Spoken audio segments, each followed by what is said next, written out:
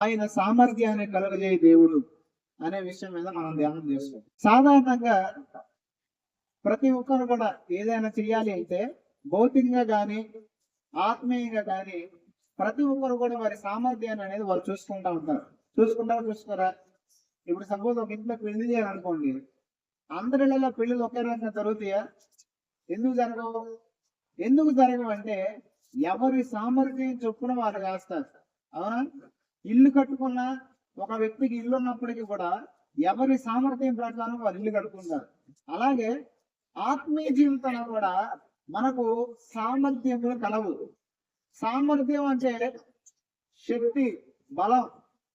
చాలా మంది ఆత్మీయ జీవితంలో కానీ శరీర సంబంధమైన జీవితంలో కానీ వారు కొంత విధమైన శోధనలో కూడా వెళ్తున్నప్పుడు, కొన్ని విధములైన పరిస్థితుల్లో కూడా వెళ్తున్నప్పుడు, కొన్ని సందర్భాలు వారి జీవితాన్ని ముందుకు వచ్చినప్పుడు వాళ్ళకి అనిపిస్తా ఉంటది, ఈ పరిస్థితులు మార్చబడవు, ఇక మేము బాగుపడం, ఇక నాకు ఈ పరిస్థితులు ఇస్తే ఇక అభివృద్ధి జీవితంలో కలగదు అనే ఆలోచనలు, పరిస్థితుల్లో ఖచ్చితంగా చాలా మంది ఉన్నారు.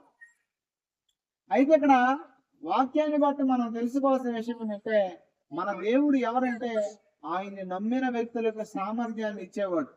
వాక్యం ఏం చెప్తుందంటే ఎప్పుడు కూడా మనం మన సామర్థ్యం ప్రకారం దేవునికి అనేది చేయలేం. ఏం చేయలేం?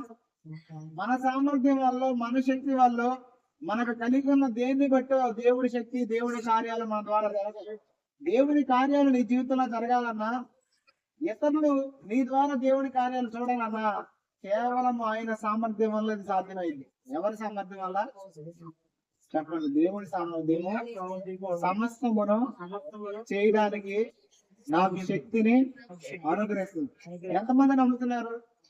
నమ్ముతున్నారంటే చెయ్యి బాగా వేసింది, కానీ పరిస్థితులు ఎదురవుతున్నప్పుడు తెలుస్తుంది మనకి ఏంటి. పరిస్థితులు అన్ని వ్యతిరేకంగా ఉంటాయి, చుట్టూ ఏముండవేక ఎంతో సులభంగా ఉంటది. ఆ పరిస్థితులు ఏం చేస్తాం మనం? ఎందుకు ఈ జీవితం, ఎందుకు ఈ జన్మ, వారి దేవుడిని 100 క్వశ్చన్లు వేస్తాం. కానీ నిజంగా దేవుని సామర్థ్యం మీద ఆధారపడిన వ్యక్తి ఏం చేస్తాడంటే ఎప్పుడు కూడా అవిశ్వాసానికి వెళ్ళడం. ఏం చేయడు? అవిశ్వాసానికి లోనవ్వడం. ఎందుకంటే ఆ వ్యక్తి దేవుని సామర్థ్యం మీద ఆధారపడ్డాడు కాబట్టి. ఖచ్చితంగా వాక్యాన్ని ఎరిగిన మనం, దేవుడి పిల్లలుగా పిలువబడుతున్న మనం, వాక్యాన్ని వింటున్న మనం ఎరుగుతున్నాము దేవుడిని అని భ్రమలో బ్రతుకుతున్నామా, ఎరుగుతున్నామా అనే దాన్ని ఒకసారి దృష్టి పెట్టుకోవాలి. ఎందుకంటే మన దేవుడు ఎవరో మనం తెలుసుకోగలిగితే ఎన్నడూ కూడా మనం నిరుత్సాహపడం, ఎన్నడూ కూడా అధైర్యంగా అడుగులు వెనక్కియ్యం. కొంతమంది అయితే ప్రార్థన చేయడానికి కానీ, కొన్ని కార్యాలు పొందుకోవడానికి కానీ ముందుకెళ్తారు, కానీ చూస్తారు, చేస్తారు. ఆఖరికి ఏమిటి తెలుసా? వదిలేస్తాయి. ఎందుకంటే ప్రతిఫలం కలగలేదని. ఏం కలగలేదని ఖచ్చితంగా గుర్తుపెట్టుకోండి. దేవుడు నిన్ను కొన్నిసార్లు పరీక్షిస్తాడు. ఏం చేస్తాడు? అలా పరీక్షించినప్పుడు ఏం చేయాలి తెలుసా? దేవుని కొరకు నిలబట్ల నేర్చుకోవాలి. మనుషులైనా అన్యాయం చేస్తారేమో కానీ ఎన్నడూ ఆయన అన్యాయం చేసే దేవుడు కాదు. ఈ సత్యాన్ని వింటున్నాం, చెప్తున్నాం కూడా, కానీ గ్రహించట్లా.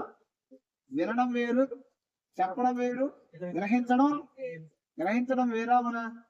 మీరు గ్రహిస్తున్నారా, చెబుతున్నారా? కొంతమంది వింటారు, కొంతమంది అయితే చెబుతారు, కానీ గ్రహించరు. ఏం చేయరు? గ్రహిస్తే జరిగే విషయం ఏంటంటే నువ్వు ఎప్పుడు కూడా వెనకడుగు వెయ్యవు. చెప్పండి సార్, నేను గ్రహిస్తే ఎప్పుడు కూడా వెనకడుగు వేయను. పరిస్థితుల్లో మరి మనం వెనకకు వస్తున్నామా, ముందుకు వస్తున్నామా? మనం చేయాల్సిన పని అంటే పరిస్థితులు ఎలా ఉన్నప్పటికీ కూడా ముందుకు సాగిపోవడం నేర్చుకోవాలి. ఈ రోజు చాలా మంది నేను చూశాను, ఒకప్పుడు భక్తి కలిగి, ఒకప్పుడు మందిరానికి వెళ్ళి, ఒకప్పుడు ప్రార్థనా పద్ధతులు ఉన్నవారు ఈ రోజు కనీసం ప్రార్థన చేయలేని స్థితిలో ఉన్నారు. దానికి కారణం ఏంటంటే వారు దేవుడి సామర్థ్యం మీద ఆధారపడక తమ సామర్థ్యం మీద తాను ఆధారపడ్డారు. ఎవరి సామర్థ్యం మీద? ఎందుకు నేను ఈ విషయాన్ని చెప్తున్నానంటే కొన్నిసార్లు మన పరిస్థితులు ఎలా వస్తాయి అంటే మన శక్తికి మించిన పరిస్థితులు మనకు ఎదురొస్తాయి. కొన్నిసార్లు శత్రువులు ఎలా వస్తారంటే మన శక్తికి మించిన వాళ్ళు వస్తారు. దేవుడు కూడా అంత గొప్ప కూడా చెప్పనా, నీ శక్తికి మించిన వాటి ముందు నేను నిలబెడతాడు. ఎక్కడ నిలబెడతాడు? చెప్పండి. నా శక్తికి మించిన వాళ్ళ ముందు దేవుడు నన్ను నిలబెడతాడు. నిరంతరం మనం పోరాడేవాళ్ళు ఎవరు? నిరంతరం మనం వాళ్ళతో పోరాడుతున్నాం కదా. ఎవరితో పోరాడుతున్నాం? చెప్పండి. మనం పోరాడినది ఇంటి పక్కన వాళ్ళతో, ఇంటి వాళ్ళతో అని వాక్యం ఉందా? పోరాడినది శరీరంతో కాదు, ప్రస్తుత అంధకార శక్తులతో ఆకాశ మండలంలో ఉన్న సమూహాలతో పోరాడుతున్నాం. అసలు వాళ్ళు అవి గొప్పగా ఇవి గొప్పగా అసలు మట్టి మనిషి ఏ పార్టీ వాడిని చెప్పండి. వాటికి ఉన్న శక్తులు మనకున్నాయా? వాటికి ఉన్న బలం మనకుందా? వాటికి ఉన్న వ్యూహాల జ్ఞానం మనకుందా? లేదు. అయినప్పటికీ కూడా మనం ఎవరి ఎదుటి నిలబడుతున్నామో తెలుసా? అయినప్పటికీ కూడా ఎవరి మీద మనకు అధికారం ఇచ్చాడు తెలుసా? దురాత్మల మీద మనకన్నా శక్తివంతుల మీద మనకు అధికారం ఇచ్చాడు. ఎవరి మీద? ఈ అధికారం ఈ శక్తి ఎక్కడి నుంచి వచ్చింది? మీకు ఒక విషయం చెబుతానండి. ఒక దెయ్యం పట్టిన వ్యక్తున్నాడు అనుకో, ఒక్క మాట చదివిస్తే వెళ్ళిపోద్ది, గద్దిస్తే వెళ్ళిపోతుంది. దెయ్యం వెళ్ళిపోదా? అంటే దెయ్యాల మీద మనకు దేవుడు ఏమి ఇచ్చాడు? అధికారం ఇచ్చాడు. ఇప్పుడు బైబిల్ గ్రంథంలో కొంతమంది ఒక దెయ్యం పట్టినోడిని పౌలు ఎలా వెళ్ళగొడుతున్నాడు వెళ్ళగొడదామని చెప్పేసి తీసుకొచ్చి యేసునామం ఉచ్చాటం చేస్తున్నాను ఎదురెళ్ళిపో అంటే, అప్పుడు ఆ దెయ్యం చెప్తా ఉంటది, హల్లెలూయా, ఆ దెయ్యం చెప్తా ఉంటది ఏమనంటే, నాకు పౌలు తెలుసు, యేసు తెలుసు, నువ్వెవరు అంటది. అని ఏం చేసిందో తెలుసా? వాడిని పిచ్చి కొట్టి అక్కడ ఉన్న వాళ్ళందరినీ వ్యవస్థలను బట్టలు లేకుండా తీసుకెళ్లి పరిగెత్తించుతారన్నమాట. ఎందుకు చెప్తున్నానంటే, మన శత్రువు ఎవరంటే మనకన్నా బలవంతుడు, వాడు గర్జించే సింహం వల్ల తిరుగుతాడనే వాక్యం ఉంది. అయితే ఆడికన్నా శక్తివంతుడు నీలో ఉన్నాడు. చెప్పండి సార్, లోపల ఉన్న వాడికన్నా నాలో శక్తివంతుడు అన్నాడు. పొద్దున విషయం ఏం చెప్తానంటే, దెయ్యాలకు మనం ఎవరో తెలుసా తెలీదా? పక్క ఊరు దెయ్యాలకు కూడా తెలుసా తెలీదా? ఎక్కడ దెయ్యాలకైనా తెలుసు. పొద్దున ఏం జరిగింది చెప్తానండి. నేను ఎక్కడికి వెళ్ళా, ఇంటర్ ఉన్నా పొద్దున నుంచి. పొద్దున ఘంటసాల నుంచి ఫోన్ చేశాను నాకు. అంటే ఘంటసాల నుంచి మన దగ్గర ఒకసారి 1, 2, 3 సార్లు వచ్చారు. గుర్తుందా మీకు? వచ్చారు కదా, వాడు ఫోన్ చేశారు. మొన్న రీసెంట్ గా ఉపవాస ప్రార్థన స్టార్ట్ చేశాను. 2వ రోజు 3వ రోజు వాళ్ళ ఇంటికి వెళ్ళి ప్రార్థన చేసి వచ్చింది. నేను ప్రార్థన చేసిన తర్వాత ఇల్లు కట్టుకుంటున్నాను. ఇవాళ పొద్దున ఏం జరిగిందంటే, వాళ్ళ ఇంట్లో పని చేయడానికి ఒకళ్ళు వచ్చారంట. వస్తే వాళ్ళలో ఒకళ్ళకి దెయ్యం బయటపడిందంట. ఏం బయటపడింది? నాకు ఫోన్ చేసాక నేను ఎత్తలా ఫోను. అంటే ప్రార్థన ఉన్నా, సైలెంట్ లో పెట్టేసి పక్కన పెట్టారు. ఫోన్ చెప్పి ఇంటి ఆయనకి ఏం చేయాలో తెలియట్లేదంట. ప్రార్థన చేయడానికి ధైర్యం రావలేదంట. అప్పుడు ఆ ఇంటి ఆయన వెళ్ళి, కొల్లూరు శ్యాంపాస్ గారు తెలుసా నీకు అన్నాడంట దెయ్యాన్ని. ఏమన్నాడు? నేను ఇంట్లో తప్ప ఎక్కడో తెలియదు కదా వాళ్ళకి. ఆవిడ అన్నంట తెలుసు అన్నంట. అన్నాడు. ఎంత ఆశ్చర్యంగా ఉందంటే, అయ్యా నాకు నమ్మబుద్ధి కావట్లేదు, ఇది నువ్వు అసలు కనీసం ఈ ఊర్లో ఎవరికి తెలియదు, అట్లాంటిది దెయ్యం పెట్టినండి శ్యాంపాస్ గారు వస్తాడనగానే నేను వెళ్ళిపోతా, ఈ అబ్బాయి రావడం అంటాను. ఎంత విచిత్రమైన విషయం చూడండి. నాకు కూడా నవ్వు వచ్చింది ఆ విషయం. నాకు ఎందుకు చెప్తానంటే, మన శత్రువు మనకన్నా శక్తివంతుడు. అయితే గుర్తుపెట్టుకోండి, మనలో ఉన్నవాడు శత్రువుని మించిన వాడు. ఎవరు? అంతేనే కదా. చాలా సార్లు దెయ్యాలు నాకేమన్నా తెలుసా? నీ మీద ఉన్న అభిషేకం, నీ మీద ఉన్న ఆ రక్తాన్ని కొద్దిగా పక్కన పెట్టాను ఎంత తెలుగుతాను. ఎందుకో చెప్పనా? నా మీద ఉన్న యేసు రక్తం వాటికి భయాన్ని కలగజేస్తుంది. చెప్పండి, నా మీద అంటే నా మీద, మీ మీద, మీ అందరి మీద యేసు రక్తం ఉంది, దేవుడి అభిషేకం ఉంది. నమ్ముతున్నారా? ఎందరైతే నమ్మి బాప్తిసం పొందారో వారందరి మీద దేవుడి అభిషేకం ఉంది. వారందరూ క్రీస్తు రక్తం ఉంది వాళ్ళ మీద. వారు క్రీస్తు రక్తం చేత కడగబడిన వారు. ఎవరు బాప్తిసం పొందారో పరిశుద్ధాత్మను సంచకరువుగా దేవుడు ఇచ్చాడంట. సంచకరువు అంటే అర్థం ఏంటి తెలుసా? ముద్ర. ఏంటది? అంటే బాప్తిసం పొందడంలో లేదా ముద్ర. బాప్తిసం పొందినవాడు ఆధిక్యత ఏంటంటే పరిశుద్ధాత్మను కలిగి ఉన్నారు బాప్తిసం పొందినవాడు. అంటే ఈ విషయాలను ఎందుకు చెప్తానంటే, మన దేవుడు ఎవరంటే మన శక్తికి మించిన కార్యాలు మన ద్వారా చేయించేవాడు మన దేవుడు. అట్లాంటి దేవుడు కలిగిన మనం చేయాల్సిన పని ఏంటో తెలుసా? ఆయన లోబట్టిన మాత్రమే. ఆత్మీయ జీవితం అయినా శారీరక జీవితం అయినా ఒక స్థాయిని మనం కోరుకున్నప్పుడు ఆ స్థాయికి వెళ్ళడం మన వల్ల కాదు. మీకు నిజంగా చెప్పాలని ఈ విషయం చెప్తానండి. యేసు ప్రభు నమ్ముకున్న కొత్తలో నేను అనుకుంటుండేవాడిని, పలానా పాస్టర్ గారిని చూసి వాళ్ళని నాకన్నా ఆత్మీయ చూసి అనుకుంటుండేవాడిని, వాళ్ళంత ప్రార్థన నేను చేయగలుగుతానా, వాళ్ళ స్థితికి నేను వెళ్ళగలుగుతానా. మా పాస్టర్ గారు యేసునామములో వదిలిపోతే దయ్యాలు వెళ్ళిపోయి ప్రార్థన చేస్తే స్వస్థతలు జరిగాయి. ఆయన ప్రవచనాలు చెప్పేవాడు. నేను అసలు చెప్పగలుగుతానా? నేను ప్రార్థన చేస్తే జరుగుతాయి అని నాకు అనిపిస్తా ఉండేది. కానీ ఒక సందర్భం వచ్చింది, దేవుడు ఆయన ద్వారా ఏ కార్యాలు చేస్తున్నాడో అదే కార్యాలు నా ద్వారా కూడా చేశాడు. కారణం ఏంటంటే, నేను నా సామర్థ్యం వల్ల జరగలేదు, ఆ సామర్థ్యాన్ని ఆధారం చేసుకోవడం వల్ల ఇవన్నీ జరగలేదు. దేవుని సామర్థ్యాన్ని ఆధారం చేసుకోవడం వల్ల మాత్రమే జరిగింది. హల్లెలూయా. ఇప్పుడు మీ ద్వారా దేవుని కార్యాలు జరగాలంటే మీరు మీ సామర్థ్యాన్ని ఆధారం చేసుకుంటే జరిగిందా, దేవుని సామర్థ్యాన్ని ఆధారం చేసుకుంటే దేవుడి సామర్థ్యాన్ని. కానీ ఈరోజు చాలా మంది చేసే పని ఏంటంటే వారు కలిగి ఉన్న దాని మీద దృష్టి పెడతారు. చెప్పండి ఒకసారి, వారు కలిగి ఉన్న దాని మీద దృష్టిని పెడతారు. ఇప్పుడు ఒక విషయం చెప్తానండి. పెద్ద సమస్యలు మీ ఎదుట లేదా దేవుని కార్యం కోసం మీరు ప్రార్థన చేస్తున్నారు. నేనంత ప్రార్థన కాదులే, నేనంత భక్తి పరులు కాదులే అని సైలెంట్ గా ఉంటారా? దేవుడి శక్తి కలిగినోడు, ఆయనలో గొప్పతనం ఉందని ప్రార్థన చేస్తారా? చాలా మంది ప్రార్థన మానేయడానికి కారణం ఏంటి తెలుసా? ప్రార్థన మీద నమ్మకం లేక. ఏం లేక అంటే నేను చేస్తే దేవుడు వింటాడనే సెన్స్ లేక. ఖచ్చితంగా 100% వాక్యాన్ని ఎదుగుతానంటే భూమి మీద 100% సంపూర్ణుడు పరిశుద్ధుడు ఎవడో లేడు. పరిశుద్ధులకే గొప్ప గొప్ప విజయాలు, ప్రార్థనా పనులకే గొప్ప గొప్ప విజయాలు ఇవన్నీ అయితే అందరూ ప్రార్థనా పనులు కాదు, అందరూ పరిశుద్ధులు కాదు. ఖచ్చితంగా మనం ఎంత పరిశుద్ధంగా ఉన్నా చిన్న చిన్న లోపాలనే మళ్ళీ ఉంటాయి ఉండవా? ఖచ్చితంగా ఉంటాయి. ఈ లోపాన్ని బట్టి దేవుడు ఏం చేస్తాడు? ప్రార్థన అంటే మాట్లాడతాడా? ఖచ్చితంగా చెబుతున్నా వినండి, నువ్వు యథార్థ హృదయంతో ప్రార్థన చేస్తే ఖచ్చితంగా దేవుడు నీ ప్రార్థన వింటాడు. నీ ప్రార్థన వింటని నీ సామర్థ్యం తక్కువని నువ్వు ప్రార్థన జీవితం తన గొప్పదాన్ని ఎప్పుడు అనుకోవద్దు. ఎందుకంటే అది ఈ సామర్థ్యం మీద నువ్వు ఆధారపడటం అయితే ఏమైంది? నేను చేస్తే జరగదు అని అనుకుంటే నా మీద నేను ఆధారపడినట్టు. నువ్వు చేస్తే జరగదు కరెక్టే, నువ్వు గొప్పదైన జరగదు. నీ దేవుడు గొప్పవాడడం జరిగింది. ఎవరు గొప్పవడం జరిగింది? దేవుడు గొప్పవాడడం జరిగింది. ఇప్పుడు చెప్పండి, ఇతరులు కనుక నేను ప్రార్థన చేయమని అడిగారు అనుకో, నేను చెయ్యొచ్చా చేయకూడదా? చెయ్యొచ్చు. చెప్పండి. ఇప్పుడు ఇతరులు ప్రార్థనలకు మేము కోరారు, ఎవరో బయట వాళ్ళు. ఇప్పుడు మేము ప్రార్థన చేయొచ్చా చేయకూడదా? కొంతమంది మెలికలు తిరిగి వెళ్తా ప్రార్థన చేయమంటే నేను చేయను, నాకు అంత సీన్ లేదని. ఇక్కడ గుర్తు పెట్టుకోండి, ప్రార్థన చేయడానికి సీను, ప్రార్థన చేయడానికి పెద్ద మన గొప్పనం అని కాదు. మన దేవుడు చేస్తాడనే విశ్వాసం నీలో ఉన్నప్పుడు దేవుడు కార్యాలు చేస్తాడు. అర్థమైందా? మీకు బైబిల్లో నుంచి ఒక వ్యక్తిని చూపిస్తాను. న్యాయాధిపతుల గ్రంథం 6వ అధ్యాయం 2వ వచనం. మొదటిగా ఆ వ్యక్తిని దేవుడు ఎక్కడి నుంచి తీసుకొచ్చాడో పరిస్థితిని ఏంటో చూద్దాం మనం. మిద్యానీయుల చెయ్యి ఇశ్రాయేలుల మీద చెయ్యను గనుక వారు మిద్యానీయుల ఎదుట నిలవలేక వాగులను తమకు సిద్ధపరచుకొనిది. ఇశ్రాయేలీయులు విత్తిన తరువాత మిద్యానీయులు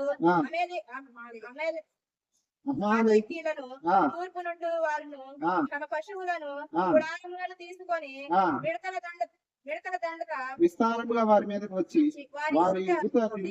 రాజాకు పోగునంత దూరము భూమి పంటను పాడు చేసి ఒక గొర్రెను గాని ఎద్దును గాని గాడిదను గాని జీవ సాధనమైన మరి దేనిని గాని ఇశ్రాయేలుకు ఉండనీయలేదు. చాలు చూడండి, ఇక్కడ సందర్భం పరిశీలన ఒకసారి మనం గమనిస్తే, ఇక్కడ దేవుడు మిద్యానీయులకు తన ప్రజలను అప్పగించాడు. ఎవరిని అప్పగించాడు? దేవుడే ఇశ్రాయేలుకు తోడుగా ఉండి ఇశ్రాయేలుని పరిపాలిస్తున్న సమయంలో ఇశ్రాయేల్ ప్రజలు ఎప్పుడైతే దేవునికి వ్యతిరేకంగా బ్రతకడం ప్రారంభించారో ఆ ప్రారంభించిన దాన్ని బట్టి దేవుడు ఏం చేశాడంటే వారిని శత్రువులకు అప్పగించాడు. శత్రువులకు అప్పగించినప్పుడు జరిగింది ఏంటంటే, ఇశ్రాయేలు కష్టపడుతున్నారు, ఇశ్రాయేల్ పంట పండిస్తున్నారు. అయితే పంట పండించిన తర్వాత ఏం జరుగుతుందంటే ఆ మిద్యానీయులు వచ్చి పంటను మొత్తం దోచేసుకున్నంటే ఒక్కడు కూడా మిద్యానీయులకు ఎదురెళ్ళకపోతున్నారు. ఎంతమంది వెళ్ళకపోతున్నారు? వెళ్ళలేకపోతున్నారు.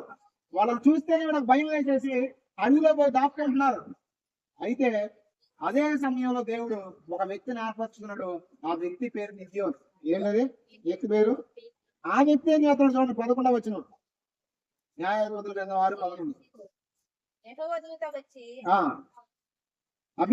అభియజ్రీయుడైన యోవాషునకు కలిగిన ఒఫ్రాలోని మస్కీ వృక్షం మీద కూర్చుండెను. యోవాషు కుమారుడైన గిద్యోను మిద్యానులకు మరుగైనట్లు గానుగ చోట్ల గోధుమలను తొలగొట్టుకున్నాడు. ఇప్పుడు ఈ గిద్యోను ఎవరంటే మన భాషలో చెప్పాలంటే పక్కకి వెళ్ళి ఆల్తో నాకెందుకులే, విద్యార్థులు చేప పంట ఎత్తుకుపోతే నాకెందుకులే అని చెప్పేసి గోధుమను తొలగొట్టుకుంటున్నాడు అన్నమాట. ఏం చేస్తున్నాడు? అక్కడ రాయబడింది గానుగ చాటుకి వెళ్ళాడంట. ఎక్కడికి వెళ్ళాడు? గానుగ చాటుకి వెళ్ళి గోధుమలను తొలగొట్టుకుంటున్నాడు. అంటే ఇప్పుడు అందుకోసం పోరాడాలని ఆశ అలా ఉందా? లేదా శత్రువులు గెలవాలని ఆశ ఉందా? రెండోది ఏంటి తెలుసా? నిరాశ ఉంది తనలో. నిరాశ ఉంది. చాలా సార్లు మన జీవితంలో కూడా మనం నిరాశలోకి వెళ్ళిపోతాం.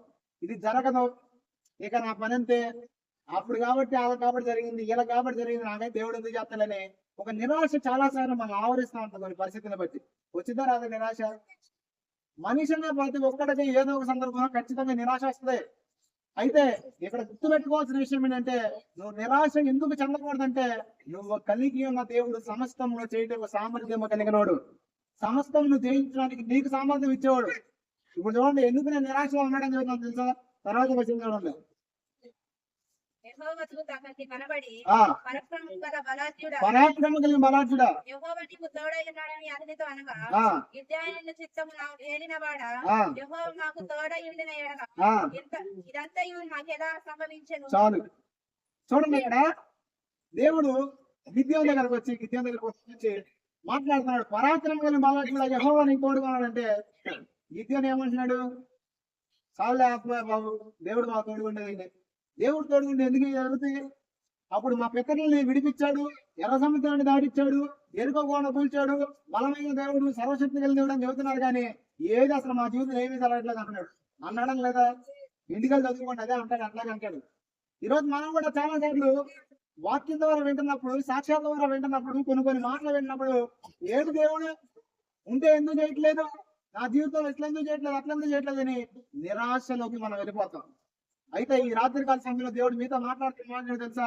మీరు కలిగి ఉన్న దేవుడు సమస్తం చేసి ముగించాడు. ఆల్రెడీ ఏం చేశాడు? ఆల్రెడీ నీ విజయాన్ని దేవుడు రాశాడు.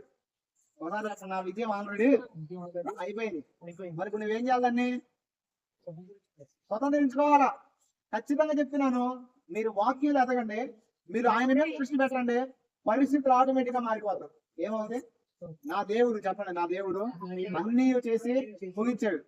అంటే అన్ని చేసి ముగించడం ఏంటి? ఆల్రెడీ ఆయన ఏం చేశాడు తెలుసా? నీ డిక్షనరీలో రాసేసాడు కొన్ని. నువ్వు వద్దన్నా కూడా సమయం వచ్చినప్పుడు ఆటోమేటిక్ అన్ని జరుగుతాయి. ఇప్పుడు మీకు అర్థం కావడం విషయం ఏంటంటే, మన ఆయన ఉంది, మన ఆయన చచ్చిపోతే ఏం చేసిందంటే, మా అన్నయ్య అబ్బాయి ఉన్నాడు కదా, వాడికి వాళ్ళ ఇల్లు రాసేసి ఏం చేసింది? ఇల్లు రాసేసి చచ్చిపోయింది.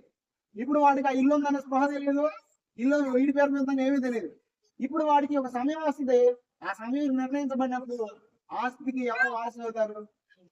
చెప్పండి, అవుతాడా? దేవుడు ఏం చేశాడంటే, ఆల్రెడీ మీకు అన్ని ఇచ్చేశాడు. ఇవ్వాలా? ఇచ్చాడా?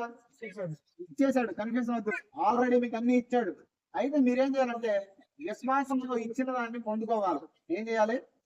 ఆల్రెడీ ఖచ్చితంగా చెప్తున్నాను, మీరు పొందుకోవాలి అని దేవుడు కోరుకుంటున్నాడు, మీకు ఇచ్చేసాడు. అయితే మీరు ఇచ్చాడు అనే స్పృహ లేకుండా నిరాశలో బ్రతుకుతున్నారు. మీరు కనుక నిరాశగానే ఉంటే మీ జీవితంలో ఏమైతే చెప్పనా? దేవుడి కార్యాలు మీరు చూడలేరు, ఇంకా ఏం చేయలేరు. ఎప్పుడైతే గిద్యోను దేవుడి మాట విన్నాడో, విన్నప్పుడు చేశాడు, సూచన అడిగాడు దేవుడు. ఏమడిగాడు? సూచన అడిగిన తర్వాత ఏం జరిగింది? దేవుడు ఆ సూచనను నెరవేర్చాడు. ఇప్పుడు అదే కనుక గిద్యోను దేవుడి మాట వినకపోతే ఇశ్రాయేలుకి విజయం వచ్చేదా? ఖచ్చితంగా చెప్తున్నాను, మన దేవుడి మాట నేను విన్నప్పుడు జరిగేదని తెలుసా? ఖచ్చితంగా మనకు విజయం వస్తుంది. చెప్పండి సార్, నా దేవుడి మాట నేను వింటే ఖచ్చితంగా విజయం వస్తుంది. తర్వాత ఏం జరిగింది చూద్దాం. అదే న్యాయాధిపతుల గ్రంథంలో 7వ అధ్యాయం 2వ వచనం మనం చూస్తే, తర్వాత జరిగిన విషయం ఏంటంటే, దేవుడు గిద్యోనుతో మాట్లాడినాక గిద్యోను యుద్ధం చేయడానికి వెళ్తాడు. ఎక్కడికి వెళ్తాడు? యుద్ధం చేయడానికి వెళ్ళినప్పుడు కొంతమందిని సమకూర్చి వెళ్తే దేవుడు గిద్యోనుతో మాట్లాడతాడు. ఇంతమంది అవసరం లేదు, ఇంతమందితో పని లేదు నాకు, కొంతమంది చాలు అంటాడు. ఏమంటాడు? కొంతమంది. చూడండి, ఇక్కడ అంతమంది నాకు అవసరం లేదు, అంతమందితో నాకు పని లేదంటే కొందరిని పంపించేశాడు. కొందరిని పంపించేసిన తర్వాత దేవుడు అంటాడు, వీళ్ళు కూడా నాకు ఎక్కువ అంటాడు. అందరూ కొంతమంది వెళ్ళిపోయిన తర్వాత 10,000 మంది ఉన్నారు. 8,000 మంది ఉన్నారు. వీళ్ళు కూడా నాకు వద్దంటే తర్వాత చెప్తాడు దేవుడు, అక్కడ నీళ్ళు ఉంటాయి, నేను ఊరి దగ్గర దింపంటాడు. దింపితే కొంతమంది ఏం చేస్తారంటే నోరు లోపల పెట్టి తాగుతారు. కొంతమంది కుక్క తాగిద్ది కదా, అక్కడ రాసిన కుక్క పెరిగినట్లయితే కొంతమంది బతుకుతారు. కొందరు ఏం చేస్తారంటే చేతిలోకి తీసుకుని నీళ్లు తాగుతారు. ఇప్పుడు దేవుడు అంటాడు, ఎవరైతే గతికినట్లు గతికారో మీరు వద్దు, మనం పంపించేసాయి. ఎవరైతే చేతులతో తీసుకునే సంయోజితంగా తాగారో వాళ్ళ నుంచి అన్నాడు. ఇప్పుడు ఆ 10,000లో ఎంతమంది మిగిలారు తెలుసా? 300 మంది మిగిలారు. ఎంతమంది మిగిలారు? 300 మంది. ఇప్పుడు ఒక ఇస్రాయేల్ దేశం అంతా చేయలేనిది ఈ 300 మంది చేయగలిగిద్దా? ఖచ్చితంగా చేయలేదు. జనరల్ గా మనం లోక సంబంధమైన నేత్రాలతో కనుక చూస్తే గిద్యోను ఒకవేళ మామూలుగా ఎవరు చూస్తే తెలుసా, వీడికి ఏంట్రా పిచ్చెక్కిందా?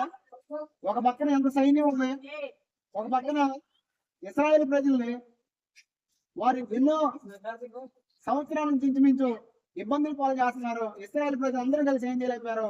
అలాంటిది 300 మంది ఏం చేస్తారని బాహ్య నేత్రాలతో చూస్తే కనుక వారందరూ గిద్యోన్ని దూషించేవాళ్ళు. బాహ్య నేత్రాలతో కనుక చూస్తే గిద్యోన్ని ఏం చేసేవాళ్ళు? అవునా కదా? చాలా సార్లు మనం చేసే పనులు బట్టి కూడా విశ్వాసం చేస్తున్నప్పుడు ఎక్కడ మనం పిచ్చోళ్ళ కనపడతాం. ఎలా కనిపిస్తాం? అవునా కదా?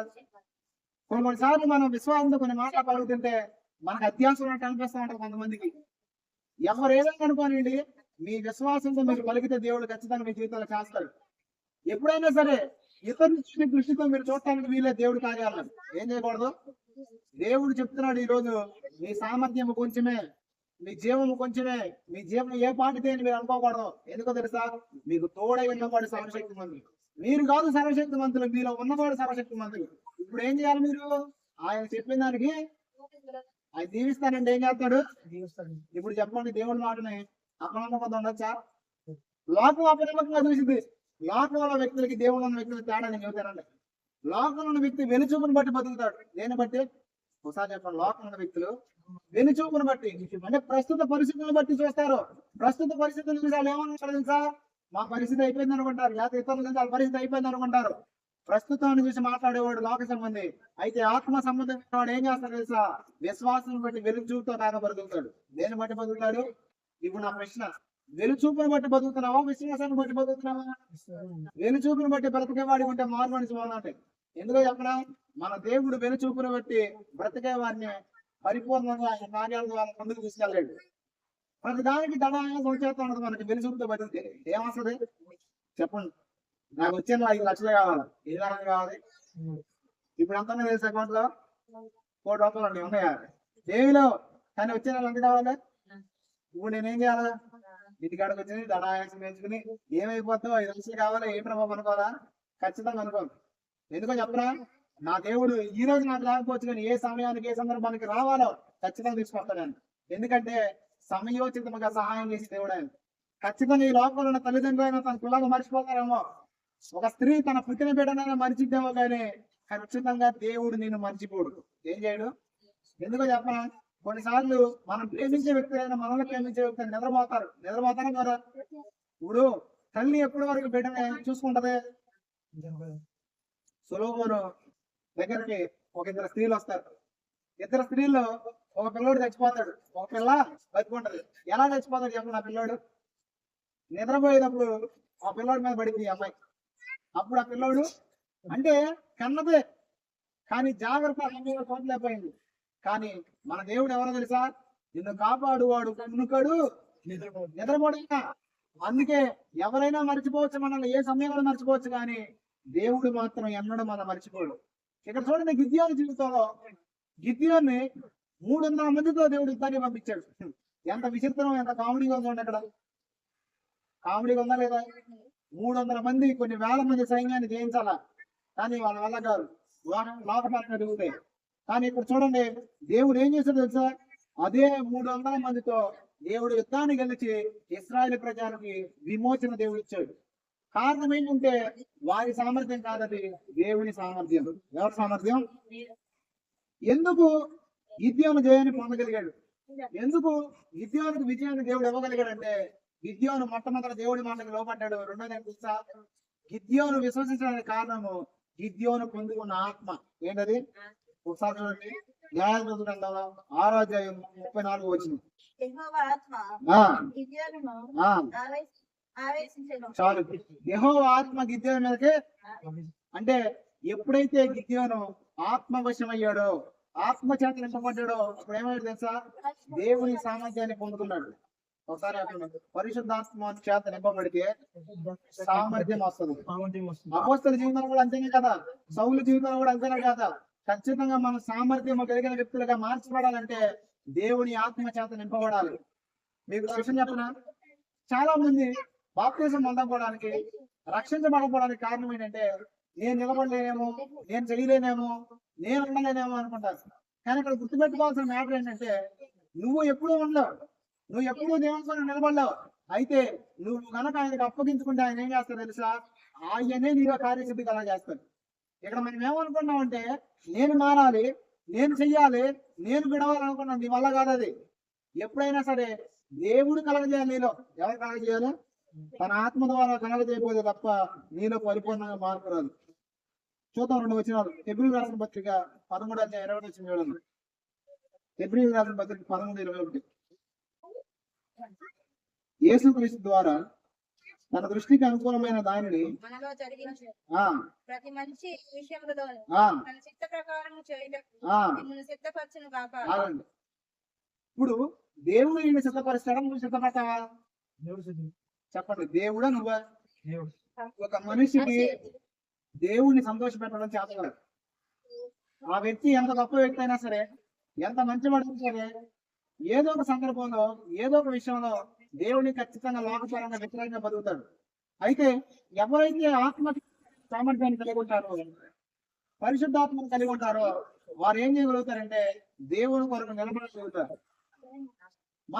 మనందరం మనం ఏం సాధించాలనుకున్నా, ఏది ప్రయత్నం చేసినా మనం ఏమి చేయలేం. కానీ ఎప్పుడైతే పరిశుద్ధాత్మ సహాయం పొందుకుంటామో, పరిశుద్ధాత్మ మనలోనికి వస్తాడో, జరిగే విషయం ఏంటంటే మనము దేవుడి కొరకు బ్రతికే సామర్థ్యము ఆయన మనలో పుట్టిస్తాడు. ఎవరు పుట్టిస్తారు? ఇంకో వచనం చూపిస్తారు చూడండి మీకు. ఫిలిప్పీయులకు రాసిన పత్రిక 2:13 చూడండి.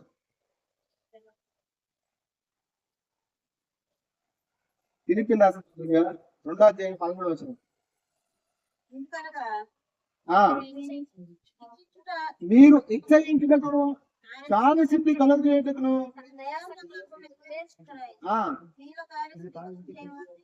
మీలో కార్యసిద్ధి ఎవరు కలగ చేస్తారు? ఇప్పుడు మీరు దేవుడికి ఇష్టకరంగా మార్చబడాలంటే ఎలా మార్చబడతారు? దేవుడి ద్వారా, మీ ద్వారా. నేను విషయం చెప్పనా, ఎప్పుడప్పుడు కొన్నిసార్లు నాకు అనిపిస్తా ఉంటది నా జీవితాన్ని నేను చూసుకుంటే, ఒరే ఎట్లా ఉండేవి అట్లా మారిపోయాను, నేనేంటో ఎట్లా ఉన్నాను అనిపిస్తుంది. నాకు అనిపిస్తా ఉంటది. ఎందుకంటే ఒకప్పుడు నేనేంటో నాకు తెలుసు, కానీ యేసు ప్రభువుని అంగీకరించిన తర్వాత, పరిశుద్ధాత్మను పొందుకున్న తర్వాత నేనేంటో కూడా నాకు తెలుసు. ఎందుకు వేసి చెప్తున్నానంటే నా అంతటైతే నా సామర్థ్యం వల్ల అయితే నేను ఇలా మారడం నా వల్ల కాదు. ఎందుకంటే నాకు ఫ్రెండ్స్ ఉన్నారు, నాతో పాటు చదువుకున్న వాళ్ళు ఉన్నారు. ప్రతిోడు తాగుబోతూ తిరిగిపోతూ, తర్వాత డ్రగ్స్, సిగరెట్లు, మందులు అంతా ఇదే.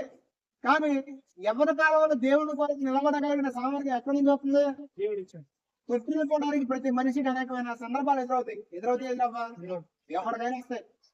భూమి మీద ఒక వ్యక్తి పరిశుద్ధిగా బ్రతుకుతున్నాడంటే పాపం చేసే అవకాశం లేక కాదు, దేవుడు సామర్థ్యాన్ని కలగజేయడం వల్ల. దేనివల్ల? చాలా మంది ఏం చేస్తారు తెలుసా? లోకానుసారం దృష్టితో చూసి పాపంలో పడిపోతూ ఉంటారు. కానీ గుర్తుపెట్టుకోండి, మీరు దేవుని ఆత్మను పొందుకున్న వ్యక్తులు మీలో ఎవరు తెలుసా? ఇంద్రియ నిగ్రహం కలిగే పరిశుద్ధాత్ముడు అన్నాడు. పరిశుద్ధాత్ముడు ఏం చేస్తాడు తెలుసా? మన ఇంద్రియ నిగ్రహాలను కంట్రోల్ చేసుకునే శక్తిని దేవుడు ఇస్తాడు. ఎవరా? కొంతమంది గుర్తులు ఆడేస్తారు, మాట్లాడతారు. ఆత్మ అంటే మన సైడ్ అంటారు కదా, బూతులు మాట్లాడతారు, సినిమాలు చూస్తారు. కారణం ఏంటి తెలుసా? నీలో ఉన్న సామర్థ్యం నీకు తెలియట్లా. నీలో ఉన్న సామర్థ్యం ఎంత గొప్పదంటే నీ దేవుడు నీకు తన వంటి హృదయాన్ని ఇవ్వాలనుకుంటాడు. పరిశుద్ధాత్మ మనలోకి రావడానికి కారణం ఏంటంటే యేసు ప్రభు ఏ స్వరూపంలో ఉన్నాడో, యేసు ప్రభు హృదయం ఎలా ఉందో నా హృదయం కూడా అలా మార్చబడాలని దేవుడు పరిశుద్ధాత్మ మనలో పెట్టాడు. దేని పెట్టాడు? ఎందుకు పరిశుద్ధాత్మని పొందుకున్న వ్యక్తి కార్య సాధకుడిగా మార్చబడతాడంటే, కార్య సాధన తనలో జరుగుతుందంటే కారణము దేవుడి చిత్తం. ఏంటది? మనందరం కూడా యేసు ప్రభులాగా మార్చబడాలి, యేసు ప్రభువులే ఆయన స్వరూపంలోకి చెక్కబడాలి. అందుకు దేవుడు తన పరిశుద్ధాత్మను మనకు అనుగ్రహించాడు. గిద్యోని సామర్థ్యం శత్రువుని జయించడానికి సాధ్యం కాదా? మన సామర్థ్యం కూడా మన శరీరాన్ని జయించడానికి సాధ్యం కాదు. అయితే భూమి మీద పుట్టిన ఎవరో కూడా కామ క్రోధ లోపాన్ని జయించలేరు, శరీరాన్ని జయించలేరు. ఎందుకంటే శరీరము మనిషిని ఈడ్చుకుపోద్ది పాపానికి. అయితే దేవుని ఆత్మ కలిగిన మనం ఏం చేయగలం తెలుసా? ఈ శరీరాన్ని జయించగలమా? జయించలేమా? మీరు అనుకోవచ్చు యేసు ప్రభు ఏ శోధన లేకుండా బ్రతికాడు. ఆయన దేవుడు కాబట్టి పరిశుద్ధంగా బ్రతికాడు, పాపం లేని వ్యక్తి కాదు. కానీ మీకు విషయం చెప్పరా, మన ప్రధాన యాజకుడు మన బలహీనతలని సహానుభావాన్ని కలిగి ఉండని వాక్యం చెప్తుంది. అంటే ఈ భూమి మీద నీకు నాకు ఏ ఏ శోధనలు వస్తున్నాయో ప్రతి శోధన వచ్చింది. ఆయన కూడా వచ్చిందా రాలేదా? యేసు ప్రభు సమాజం మధ్యలో తిరిగాడా, లేకపోతే గదిలో కూర్చున్నాడా 33 సంవత్సరాలు? సమాజంలో తిరిగే ప్రతి ఒక్కడికి ఒక విషయం చెప్పనా, ఏ కేటగిరీకి సంబంధించిన ఆ కేటగిరీలో శోధనలు వస్తాయి. సేవకులకి సంబంధించిన శోధనలు, విశ్వాసులకి, ఉద్యోగస్తులకి ఉద్యోగానికి సంబంధించిన శోధనలు, పాపం చేసే అవకాశాలు వస్తాయి, ఖచ్చితంగా వస్తాయి. రావంటే నేను ఒకటే చెప్తాను, పిచ్చోడు అయిపోయి ఉండాలి, మనస్థితులు ఏమైనా ఉండాలి. కానీ నీలో ఉన్న ఆత్మేంటి నువ్వు గ్రహించగలిగితే, నీలో ఉన్న దేవుని శక్తి అంటే నువ్వు గ్రహించగలిగితే పాపం చేయకుండా బతుకుతావు. అది ఇక్కడ విషయం. పాపం చేయకుండా బ్రతకడానికి మనం ఎంత ట్రై చేసినా కాదు, కానీ మనలో ఉన్న దేవుని ఆత్మ ఏం చేస్తుందో తెలుసా, మనకన్నా బలమైన శరీరాన్ని, మనకన్నా బలమైన పాపాన్ని జయించడానికి సామర్థ్యం ఇస్తుంది. అదే ఇక్కడ రాయబడింది. ఏమని నీలో కార్యసిద్ధి కలిగేవాడు 2 సమయాల గ్రంథం 22 వచ్చిన చూడండి ఏముందంట. దావీదు అంటున్నాడు కదా, 2 సమయాల గ్రంథం 22 వచ్చిన నీ సహాయం చేత నీ సైన్యములను జయించును. నా దేవుని సహాయం వలన నేను ప్రాకారం కాదండి, నీ సహాయం వల్ల నేను సైన్యములను జయించును. నా దేవుని సహాయం వల్ల నేను ప్రాకారాలను. అంటే ఎవరి వల్ల సాధ్యం? దావీదు ఎక్కడికి వెళ్ళినా విజయాన్ని పొందాడు. ఓడిపోయాడా, జయం పొందాడా?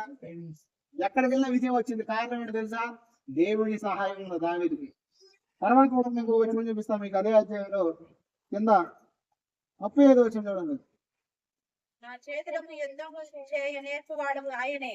చూడండి, మనకి యుద్ధం నేర్పించేది ఎవరో? ఆయనే.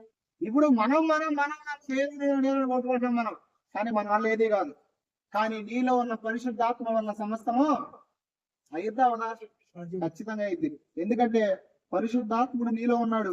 యేసు ప్రభు దేవుని కొరకు బ్రతకడానికి ఎలా మార్చుకుంటాడో తెలుసా? తండ్రి ఇష్టాన్ని నెరవేర్చడానికి ఎలా ముందుకు వెళ్ళగలిగాడు తెలుసా?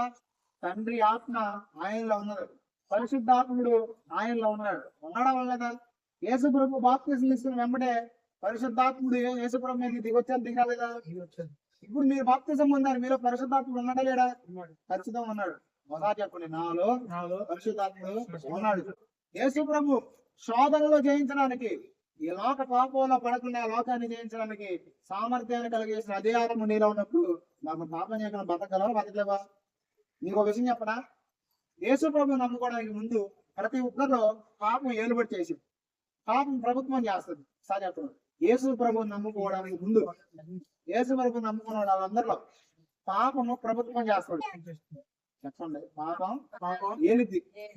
యేసు నమ్ముకోవడంలో పాపం ఏలుబడి లేదు, పాపం రద్దయిపోయింది.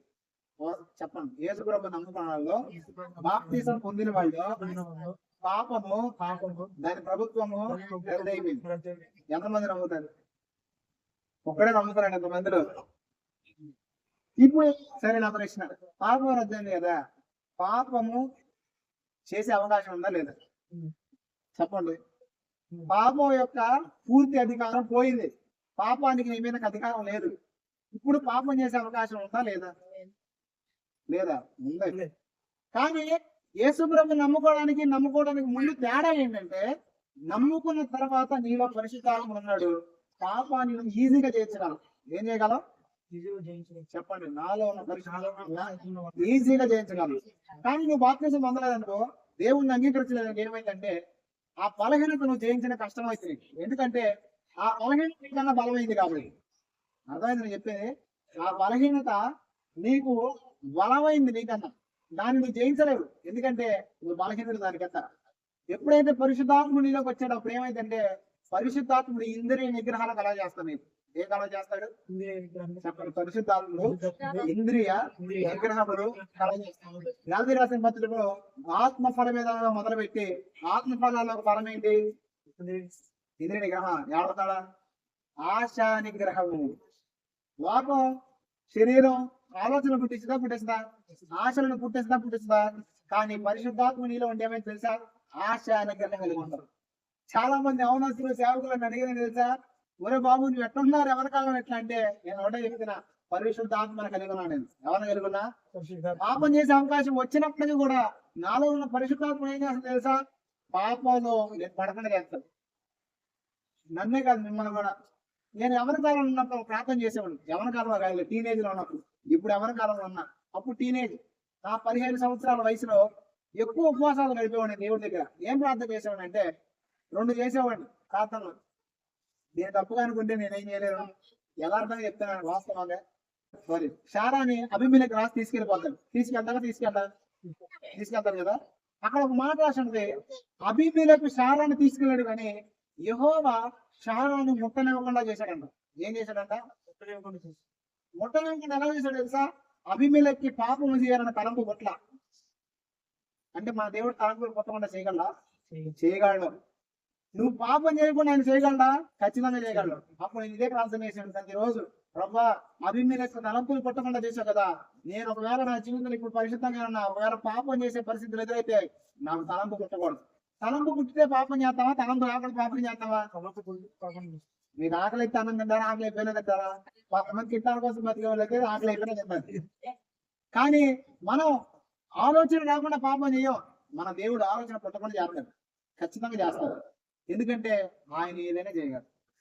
ఇప్పుడు చెప్పండి, మీరు పాపం చేయకుండా ఉండగలరా? ఉండలేరా? ఉండలేని అనుకోకూడదు, ఉండగలను అనుకోవాలా. ఎందుకంటే సామర్థ్యం ఉంది మన దేవుడికి. ఆ సామర్థ్యం ఇచ్చేసాడు. ఏం చేశాడు? యేసు ప్రభు పాపం చేశాడా? మీకు విషయం చెప్పలా, ఆయన పరిశుద్ధుడు కాబట్టి పాపం లేదు కాబట్టి ఆయన పాపం చేయడం అనుకుంటున్నారు. ఆయన మీకు విషయం చెప్తాను, ఆదాము అవ్వలో పాపం ఉందా? ఫస్ట్ లో దేవుడు చేసినప్పుడు ఆదాము అవ్వలో పాపం ఉందా? వారిలో పాపం అయిపోయిన పాపం చేశారు చేయలేదా? చేశారు. అంటే పాపం చేయడానికి పాపం ఉండాల్సిన అవసరం. యేసుప్రభు పరిశుద్ధులే, యేసుప్రభు పాపం లేదు, అయినప్పటికీ కూడా పాపం చేయడానికి అవకాశం ఉంది. ఇప్పుడు చెప్పండి, మీలో పాపం ఉందా లేదా? ఉందా? ఏమన్నారు వాక్యాన్ని? లేదు. పాపం మీద ప్రభుత్వం ఉందా మీకు? పాపానికి మీ మీద ప్రభుత్వం ఉందా? లేదు. అయినా మీరు పాపం చేసే అవకాశం ఉందా? ఉంది. యేసు ప్రభు ఎలా జయించాడో ఆయన కలిగి ఉన్న ఆత్మని బట్టి మీరు ఏం చేయాలా? జయించాలి. జయించినప్పుడు ఏం జరుగుతుందో చెప్పనా? ఖచ్చితంగా మీరు దేవుని కోరికలను మార్చబడిపోతారు. కానీ మనం చాలా సార్లు ఏం చేస్తామంటే, దేవుడు చెప్పినప్పటికీ కూడా ఈసారి చూద్దాంలే, ఈసారి మారదాంలే అని చెప్పేసి మనం మక్కువ చూపిస్తాం పాపాన్ని. ఏం చేస్తాం? ఖచ్చితంగా చెప్తున్నాను, మీలో ఉన్న పరిశుద్ధాత్మని మీరు గ్రహించండి, మీలో ఉన్న సామర్థ్యం కలిగే దేవుడు మీరు గ్రహించండి. అప్పుడు మీరు ఏం చేయగలుగుతారు తెలుసా? ఖచ్చితంగా జయాన్ని పొందగలరు. అది మిమ్మల్ని బట్టి కాదు, దేవుడిని బట్టి. ఎవరిని బట్టి? దేవుడు. 40వ వచనం ఒకసారి ఉన్న చెప్పండి, గ్రంథం 22:40 ఏమన్నా? యుద్ధమునకు బలము నీవు నన్ను ధరింపజేస్తావు. యుద్ధం నాకు బలము నీవు నాకా? నీవు నన్ను ధరింపజేస్తావు. నా మీదకి లేచిన వారిని చూడండి, మన బలాన్ని దేవుడు ఏం చేస్తాడంట? ధరింపజేస్తాడు. దేవుడి బలం మీలో ఉంది, దేవుని సామర్థ్యం మీలో ఉంది. ఈ విషయాన్ని గ్రహించండి. గ్రహించి ఏం చేయాలి తెలుసా? పాపము తప్పు చేసే సందర్భాలు ఎదురైనప్పుడు మీరు దేవుడి పిల్లలని గ్రహింపొచ్చితే ఖచ్చితంగా మీరు దాన్ని జయించగలరు. అర్థమైందని చెప్పింది. ఇప్పుడు దాకా తెలియదని చెప్పాను, అర్థం కాదు నేను ఏం చేయలేను. మీ అందరూ పొందగారు. దేవుడు మీ అందరికి పాపాన్ని సామర్థ్యం తన రూపంలో మార్చింది కాదు.